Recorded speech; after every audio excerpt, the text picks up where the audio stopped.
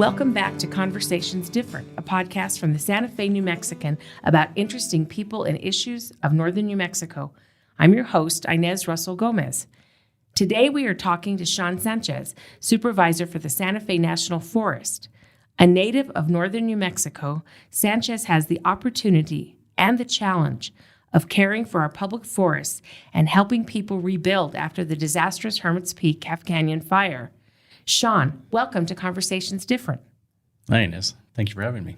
Well, it's really good to talk to you and hear what your year's been like. You started at the beginning of 2023, so you've been on the job almost a year? I'm starting month 10 right now. So the first week in February, I think, is the first week that I showed up here. Wow, that must have been something to come back, because you're from Las Vegas and this is your hometown that was in the middle of the fire, in the middle of this beautiful forest, because a lot of it is not burnt, and you have to take care of all of it. What was that like this year? So there was a lot of work. There was a lot of feeling at home and a lot of excitement for being back home and getting to see and experience the things that I'd missed for quite some time. The people, our community, my friends, family, and then frankly a little bit overwhelming. We, like you said, coming back and right after on the hills of Hermits Peak Calf Canyon, a lot of kind of chaos in the system broadly, and then even within the Forest Service and trying to rebuild a new team. A lot of our leadership had turned over, forest supervisor, deputy forest supervisor, district rangers, a number of our staff officers. And so a lot of the time and focus was, okay, how do we try to rebuild a team and be able to support the communities heal after the fire, and then also to recover and restore and build a new future. Wow, that's a lot of work. And you have to move here with your family, get set up, get a house, live, all of those things. Do you get any sleep? I'm getting a little bit more now. We're starting to get in a routine. My wife just started a job last week, and so that added a kind of a new kink into it and getting the system down. Got two boys in school, one in high school and one in middle school, and following them play football, and I got another one in college and following him play football. And so there is a lot of time on the road and a lot of time meeting with a lot of people and just trying to get up to speed on what's been going on and what we need to do to help move forward. Wow, that's a lot. It's always difficult to juggle a young family and life, and especially when both parents are working and you have to do a little commuting and all of that. That's fun. So you grew up in Las Vegas and Mora. You graduated from Robertson, went to New Mexico Highlands. How did that lead you to being in charge of an entire forest? Well, it very much kind of came about in a roundabout fashion. The last 22 years I've been working for the U.S. Fish and Wildlife Service, managing national wildlife refuges across the country. Coming back home to New Mexico is my 8th move in those 22 years. The last 8 years I spent in Washington, D.C. as deputy chief of the National Wildlife Refuge System. And so I was doing something I never thought I would do, was wear a coat and tie every day and kind of work in that beltway environment. But it was really good experience and getting to see a lot of the country. I had a stint in Alaska and Texas and the Southeast, in Georgia and Nevada, and I think being able to see a lot of the country and see how things were done gave me a lot of experience that I can then bring back here and put into action. And something I realized actually when I was in Western Alaska was that a lot of the conservation work that was trying to achieve there was all people work. It was all about connecting with people and needing to connect with people, and that's how we really achieved conservation. And so that really shaped a lot of my focus and my priority here is how to connect with people, is to be that knowing and relating to the communities and be a community asset. And so that's been a lot of the focus for me coming on early on, is how do we really focus on our community. And at least when you're speaking in front of a meeting, they can't say, well, he's not from here, what does he know? Because you have the experience of growing up, and then you have the experience from the outside world to really fashion solutions that will work well here. And I'm hopeful. One of the things that is nice is, any job I've taken on, it's usually trying to learn an area, learn the community, and learn the job at the same time. And in this case, I know the community, and things change, but I still know a lot of the people, and I also know the area, and so I'm not having to learn a lot. So like when we're talking about Rio La Casa and some of the grazing allotments there, I know exactly where Rio La Casa is. I know where Walker Flats is. I know where Barias Peak and Johnson Mesa and those types of things. And I've spent time. I've went and gathered firewood myself, or I was out hunting or fishing and experiencing it, and it's very much my home. Yeah, I know when we moved to Texas, it was such a shock because I didn't have Guaymas Canyon as my backyard anymore. And, the things that you do growing up and just always being outside and spending the weekend, whether you're getting wood or fishing or camping or whatever, is a huge difference when you don't have those kind of public lands. It's something that was kind of profound. 2 weeks ago, I was driving home to Mora, and I had picked up one of my high schools, my son Andres, he's a sophomore, and we were driving home. It was kind of right at dusk, and we come over the county line headed into Mora County, and it was the mountains were pretty alive. Mm-hmm. And when I say alive, it was just the colors. The colors were starting to change in the oaks. You can see the aspens are changing. They were, I would say, probably at peak, and so they were pretty vibrant. And then the shadows that were being thrown going into dusk. And my son, this is 15-year-old teenage boy, he said, "Wow, we're so lucky we get to live here now." And I thought that's pretty profound for a teenage kid to be able to say that. And I know it's something now that after I've been gone for over 20 years, how much I appreciate it, and how much, frankly, I had taken it for granted when I lived here, because it was just always there. That's what it looks like in the morning when we wake up with the sunrise. And that's what it looks like at the sunset. And that's what it looks like in the fall. And not realizing the true majesty and the beauty of it, and how lucky we are to be a part of it. Yeah, in most places it doesn't look like that. And a lot of times when you're a kid, you want to be in a city and have lots of friends and go to the mall and all that kind of stuff. So that's a wonderful tribute to your wife and you for raising somebody who appreciates those things. Yeah, thank you. That's awesome. What has been your biggest challenge this year? Frankly, it is overcoming and just trying to help build trust. That we have a community that rightfully so doesn't trust the Forest Service. They might trust me, but the patch I wear on my shoulder is that Forest Service patch, and there's a lot of mistrust, and it's rightfully placed. And so it's been a big focus of mine and our team is how do we help rebuild that. And going back to when I took on the job and the responsibility, I shared with our team that I had two priorities. One is that we need to know and relate with our community, and that we need to be a community asset, and that we need to be parts of those communities and really listen to the communities that we're here to serve and steward their lands. And so that's been a big focus, and lots of conversation, a lot of frustration, rightfully so, very rightfully placed, and a lot of listening on our part, and learning how we can do things different, how we can do them better. That's one thing that I'm really proud of the Forest Service. Really takes pride in being a learning organization. And so learning from what happened last year and learning how we can do things differently and continue to learn as we move forward is something that I think will help to help build that trust back. All right. We'll be back in just a moment with Shaun Sanchez. This is Conversations Different.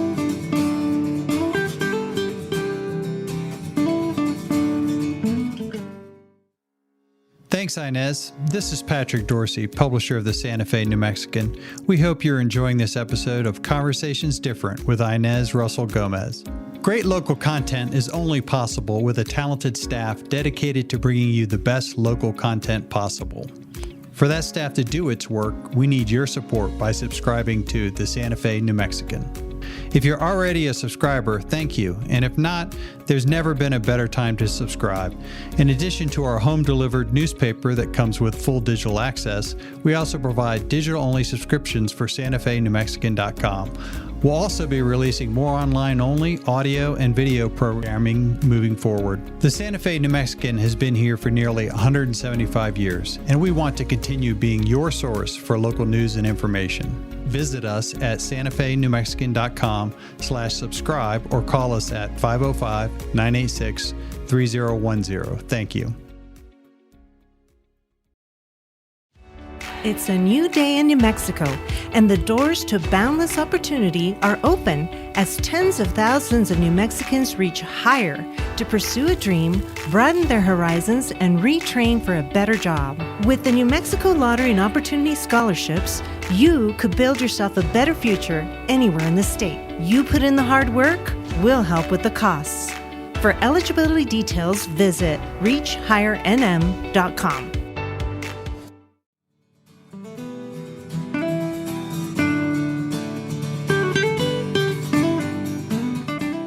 We're back with Conversations Different. We're talking to Shaun Sanchez, who is supervisor for the Santa Fe National Forest, 1.6 million acres across 6 counties. He is the person not just in charge of helping rebuild after the fire of last year, Hermits Peak, Calf Canyon. He also is implementing changes to the forest through the Great American Outdoors Act. What should people expect, or what will we be seeing in terms of any investments in our forests locally? Yeah, so the Great American Outdoors Act was a great investment in, the public lands across the country. Here on the Santa Fe, we were fortunate enough that we received almost $10 million for 6 projects that have been funded, and all of the focus is on recreational aspects of people recreating on the forest. Some of the projects were funded were to do some of the archaeological clearances and the environmental clearances to be able to expand and build trails. Some of it, like in the Pecos Las Vegas district, was replacing some of the old vault toilets that had been in place. It's really trying to address a lot of the deferred maintenance of a lot of our recreational facilities, not just trails, but the vault toilets, a lot of the campgrounds. We've got on the Hermits district some of the dispersed campgrounds, and some of the established, like where you pay for a fee, and going through and trying to redo a lot of the pavement and do some resurfacing. A lot of that potholes and stuff have worked their way into the system, and so it's just making a lot of those needed repairs that our public that is coming out and recreating are going to reap the reward and see that benefit directly from the investments from the Great American Outdoors Act. Well, that's going to be exciting to see. Those toilets were scary. Yeah. I always thought there was something that was going to eat you when I was a little kid going out there. That was not my favorite thing about the outdoors. Yeah, and when we're not able to really make those investments and replace them on a regular basis and keep them maintained, I can see how they can be really scary. Yeah. Now, going back to the issue of trust, I know that after the fire, the Forest Service did a review of its protocols for setting prescribed burns and looked at ways to make sure that we don't have another human error, whether it's not having enough crew on hand or whether it's misjudging how hot the fuel is, that kind of thing. Have you been taking those new protocols out to talk to people and explain why you still need fire, but why this is the right way to go with these guidelines? Absolutely. And I think, as we've reached out to our communities and been talking about prescribed fire and the health of our forest and sharing, we're in the middle of really a wildfire crisis. When you look at the health of our forest, we have well over 100 years of suppressing fire, creating tremendous fuel accumulation, fuel loading that is really contributing a lot to these huge kind of mega fires. And then you add climate change on top of that, and it's exacerbating. It just makes it that much worse. And so when we talk with folks out there, we talk about they want to know, what did you learn? What are you doing differently? And so the pause, the 90-day review of the entire prescribed burn program of the Forest Service was really important to say, okay, what happened? What do we need to do, particularly in the face of climate change and kind of this unknown world we're entering into? And there were a number of recommendations that came out of that. And here on the forest, we're implementing all of them and actually taking them even a step further on the implementation. And I describe them, they're kind of in 4 buckets, and one is focused on the planning. And so that's as we're planning beforehand, when we do our prescribed burn plans, are we taking drought into consideration? That was one of the big findings was, are you really looking at the drought circumstances over the past? And so now we have guidance, we have direction to look at drought, and there's some websites and drought conditions are updated monthly, and so that's very much taken into consideration in our planning. when we look at local conditions, making sure we have weather and all of that is taken into the planning. We also have the making sure that we have contingency resources. And so if the burn needed 20 firefighters on it, well, and we needed another 20 as contingency resources. In the past, they had to be within, I think, roughly 2 hours response time. Now they have to be 30-minute response time. And so that basically means they have to be on scene. They're not engaged in the fire, but they're on scene. And so you'll that's have enough a crew very if something big, jumps. so that they, if something were to happen, they can respond immediately. So that was another big change. Another significant change was leadership involvement. And so this is, one of the steps we go a little bit further here on the Santa Fe, and that I get briefed, myself and our Deputy Forest Supervisor, Jeff Marcel, we get briefed on every single prescribed fire when we're first thinking about it, and then before we're going to go through our no-go check sheet and actually authorize the burn. And in the past, we had given, it was common to give like multi-day authorizations, and now we do 24-hour authorizations. So if conditions change, then the fire changes. So that we know, and so that agency administrator is involved in that conversation every single day about, what happened yesterday? Are you achieving the conditions, the objectives that we set out to do? And if not, well, then we don't authorize it the following day. And so very much having that agency, that leadership involvement. And then a really big piece, and this is kind of going above, is really the monitoring and making sure, 2 of our burns were holdover prescribed pile burns. And so, making sure that it's all out. That it's all out, and that we have people on them, looking at them until we're certain they're out. And then taking in the use of technology, using infrared technology. We have handheld infrared monitors. We also are using drones, unmanned aerial systems with infrared technology, so that we can find that heat, and then we can go in and seek it and make sure we're extinguishing it. So that's really important. And then also having what's kind of we call a step-up plan. So our pile burn calls for snow around all the piles. Well, what happens if we got a warm spell and 50% of the snow left or 100% of the snow left? What is our plan then to go in and to address it, to make sure that fire goes no further? And then the overarching thing that's included in all of it is public engagement, and it's making sure that we're going out and meeting people where they are, the way they want to be engaged. And that's meeting with a lot of elected officials at the county level, the state level, the national level. It's meeting with homeowners associations, talking through operations plans with them beforehand. It's giving daily updates and daily briefings on the prescribed burns that we've conducted since I've been back. It's giving daily updates to the affected communities that are directly adjacent to it, and making sure that we're being as transparent as possible. That's a great place to take a break. We'll be back in a moment with Conversations Different.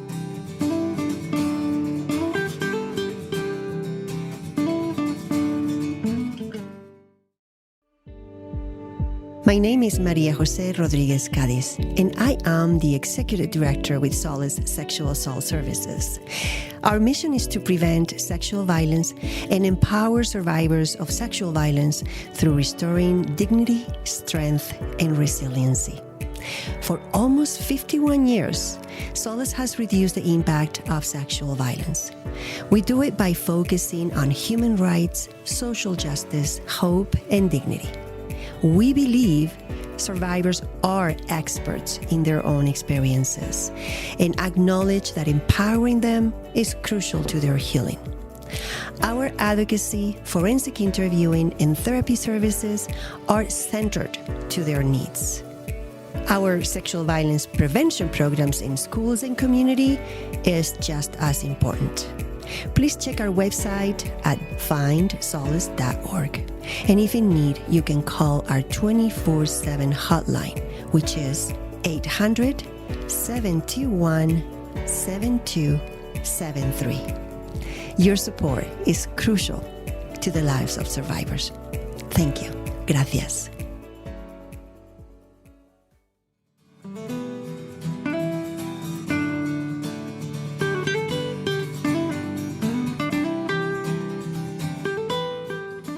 We're back with Conversations Different. We're talking to the supervisor of the Santa Fe National Forest.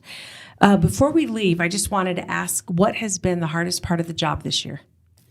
For me, the hardest part has been wanting to help our communities heal, recover, and being new to the Forest Service, I feel like I'm running slower than I would like to be. And being able to really help. I'm learning Forest Service policies, regulations, culture, and then how to navigate through that to be able to be the most effective on the ground and serve the communities. I wonder what it was like when you came home and saw the burned forest. I'm not sure I can really describe that. I know last year the feeling I had was very helpless, and that I wasn't here to help, like my parents evacuate. They were evacuated for over a month, I think by close to 6 weeks at some point. I wasn't able to help them. Being able to now come back and see and kind of this helpless feeling that we can't move fast enough. And there's a huge desire on my part and the Forest Service's part is to help our communities recover just as fast as we can and efficiently as possible. But it was a big, catastrophic, traumatic fire event that unfortunately changed the lives of many people in northern New Mexico forever. And I'm hopeful and optimistic that we're going to be able to help heal and recover. It's almost like fate. It brought you back to the place where you can do the most for the people that you grew up with and for your own land, really. And here you are. Yeah, I sure hope so. That's my goal, and I share often, my connection and why I got into this business, and it was because I loved being outside and being in the outdoors. My connection to conservation was rooted in hunting and fishing, even though we grew up, we have property and a small ranch there in Mora County. That was my connection, and very much my connection now is how to help my community. On that, this has been another edition of Conversations Different from the Santa Fe New Mexican, new every Tuesday. Find us at santafenewmexican.com or wherever you listen to your podcast.